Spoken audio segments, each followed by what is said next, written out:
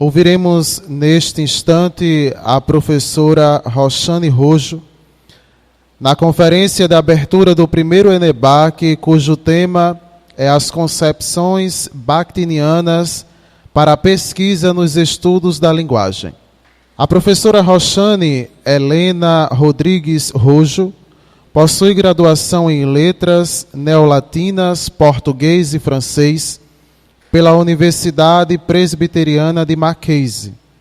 Tem mestrado e doutorado em Linguística Aplicada pela PUC de São Paulo. É livre docente do Departamento de Linguística Aplicada da Universidade Estadual de Campinas, Unicamp. Possui vários livros publicados, em sua maioria com questões relacionadas à educação linguística, alfabetização, letramentos múltiplos, práticas de leitura e escrita no contexto das mídias digitais, escola e inclusão social. Com vocês, a professora Roxane Rojo.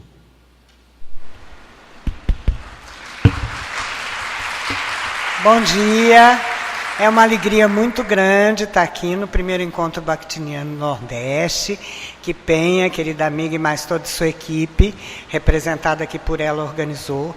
É um prazer ver grupos bakhtinianos, né, se multiplicando e se espalhando pelo país, tendo várias sedes.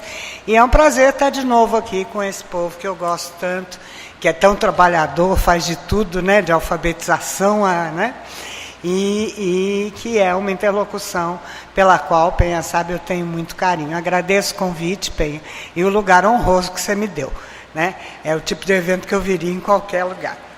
Eu tenho tratado mais recentemente, nos últimos livros todos a partir de 2012, a questão de como é que ficam os novos multiletramentos, né?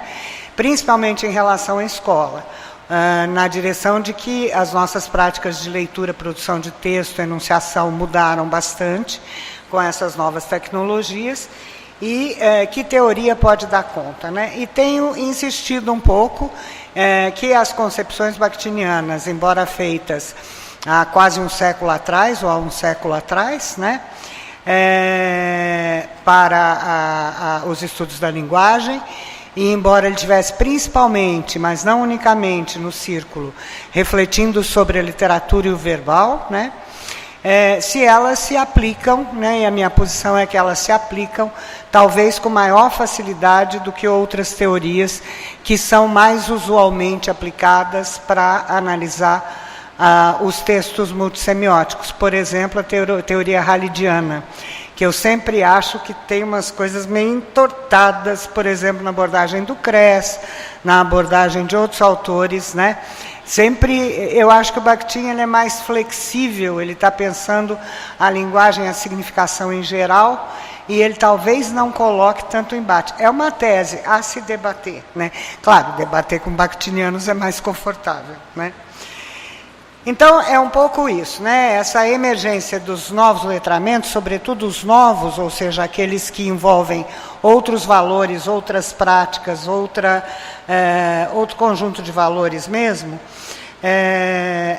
como Lancashire e Knobel afirmam em 2007, a partir de práticas letradas específicas baseadas no uso de variadas tecnologias digitais, trouxe para a cena das teorias de gênero, sejam o que as denominam gêneros textuais, esses com mais dificuldade, na minha opinião, seja as que denominam gêneros discursivos, aí eu acho mais flexível, novos e grandes desafios, né? Não somente esses textos ou enunciados em ambientes digitais se organizam de novas maneiras, como hipertextos ou hipermídias, combinando multissemioticamente uma variedade de linguagens, e eu vou dar exemplo daqui a pouco, né? Imagens estáticas e dinâmicas, áudio, linguagem oral e escrita, enfim, como aponta o Lemke, né? Já desde 2010, que é 2010 em português, mas esse texto do Lemke é de 1998, né? Eu comprei meu primeiro computador em 1996, ou seja, o velhinho é porreta, né? Como também as novas práticas letradas que sobre ele se exercem em leitura e produção, ou seja, a gente evidentemente não lê da mesma maneira um remix, né, do que leria um texto literário, né. Uma das características mais apontadas, com um nome muito feio de produzagem, eu prefiro falar em lautor, né, é que o atual leitor não é só leitor, ele lê e produz ao mesmo tempo, assim como o produtor também juntou a leitura e a escrita em uma única prática, compreensão e produção, né? E não duas práticas sucessivas, separadas, né? Ler para resenhar e daí copiar. Isso agora é tudo ao mesmo tempo agora. A gente escreve muito diferente. Escreve cortando e colando também, né? Alguns autores, o Bran chama de produzagem, ou seja, um usuário que usa e é produtor ao mesmo tempo. Obedecem, portanto, a novas mentalidades, novos mecanismos e uma nova ética, um novo ethos, uma nova mentalidade, cujo lema principal é ninguém é de ninguém, na vida tudo passa, eu diria, né? Ou seja, autoria não tem, tudo que está na rede está à minha disposição, nada é de ninguém, né? Mas não no sentido de eu dever pagar ou por acesso à cultura e à informação, e, portanto, tudo é usável, eu posso redesign ou redesenhar tudo o que eu reproduzir e recriar, tudo o que eu quiser, né? Ideias principalmente defendidas pela Michelle Nobel e o Colin Lancashire. Bom, a perspectiva bakhtiniana para os estudos da linguagem começa a ser elaborada a partir dos anos 20 do século passado, ou seja, estamos quase fazendo um século de Bakhtin, né? Constitui um enfoque, na minha opinião, não só adequado, como produtivo, profícuo, né? Não somente para a linguagem verbal, como ele foi principalmente proposto pelo círculo, erro de digitação, mas também para outras semioses imagéticas, sonoras, performáticas, é isso que eu vou tentar sustentar nessa fala. Assim como para os enunciados híbridos, né? As multissemioses típicos, como é o caso do vídeo, do cinema e dos remixes, né? Onde nem sequer dá para eu separar direito linguagem verbal, de imagem, etc. e tal. Portanto, essa questão também não é nova, né? Se eu estou jogando ela para o cinema, a questão da montagem, né, ela também é de por volta dos anos 20 e 30 do século passado. E eu não acredito que, por exemplo, no método formal, os autores não estivessem pensando nisso também, né, Medvedev e Bakhtin. Então, nessa conferência, eu vou tentar, pela primeira vez, de modo efetivamente organizado, né, porque a gente avançou nos últimos 4 anos, elencar quais ideias e princípios do círculo eu julgo particularmente produtivas para essa empreitada. E vou destacar o método analítico proposto por Voloshinov ainda no Marxismo e Filosofia da Linguagem, em 29, a teoria de gêneros do discurso, em geral, do Bakhtin, que está no livro póstumo, né, editado com textos de várias datas, mas todos de gaveta, né? Estou me referindo à teoria dos gêneros aqui, gêneros do discurso, 52, 53.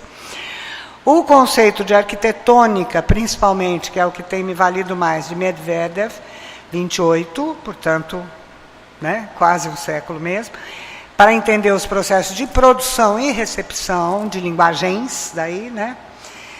E vou usar como exemplo 2 vídeos de obras que são típicas do digital, né, das TEDx.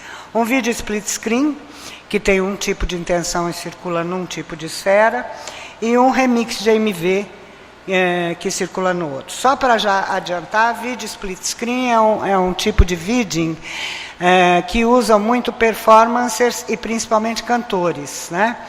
Ou músicos. Por quê? Porque você divide a tela de vídeo em 4, seja em paralelo ou em quadrado, né? E o performer pode se apresentar, por exemplo, se ele for cantor, cantando em várias vozes e mostrando que ele é capaz de fazer várias vozes na canção, né? Ou executando um instrumento de várias maneiras ou vários instrumentos, enfim. É um vídeo feito meio para marketing pessoal, para publicidade pessoal. Em geral, quando você está buscando ou aparecer na internet e fazer monetização no YouTube, né, no seu canal de YouTube, ou está procurando emprego de alguma maneira e mostrando as suas, né? É como se fosse um currículo de músico, né? É um vídeo split screen. O AMV, Anime Music Video, é um remix específico de uma comunidade de fã, então não estou mais no universo corporativo, vamos dizer assim, de quem está procurando um espaço de monetizar, né? Mas estou no universo de comunidade de fãs, né? Nesse caso, a comunidade otaku, comunidade japonesa, fãs de anime, né? Então, o que eles fazem? Eles escolhem um rock, em geral é rock, a seu gosto, né? E um anime que eles gostam mais dos animes disponíveis. Animes são aquelas animações japonesas que às vezes passam na televisão, né? Desenho animado japonês, com aquele traço específico e tal. Escolhe um rock, um anime, aí eles recortam esse anime, ou vários animes, né? Recortam esse anime em pedacinhos para combinar com a música que eu escolhi, né? Então é um mecanismo de composição de duas semioses para gerar novos sentidos, né? Isso se chama Anime Music Video, anime mais música que se torna um vídeo, e um vídeo de remix, né? E aí eu vou apresentar alguns resultados de um remix específico que um aluno meu acabou de estudar e defender o doutorado agora. Eu diria que é a primeira tese minha que usa esse conjunto de ideias, baseado na arquitetônica do Medvedev, né? Se der tempo, espero que dê. Bom, já falei, a pergunta é central. Se nesses tempos é possível pensar sem entortar nada, nem entortar o Bakhtin, nem entortar os novos letramentos para caber no sapato justo, os enunciados em ambientes digitais a partir de conceitos, noções e teorias instaladas. Eu sempre defendi isso com uma certa dificuldade a partir da teoria dos gêneros, né? Com uma certa dificuldade, a partir de um certo conjunto de obras. Acho que o salto que a gente conseguiu dar no grupo de discussão lá meu foi quando a gente começou a trabalhar a partir, sobretudo, da boa tradução feita pela Sheila Grillo, né? Com o método formal e a reflexão de Medvedev. Aí as coisas se juntaram mais organicamente, eu diria, né?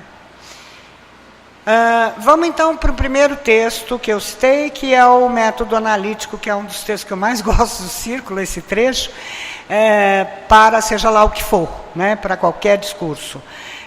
Está no Marxismo 29, e o que Evoloshinov vai dizer?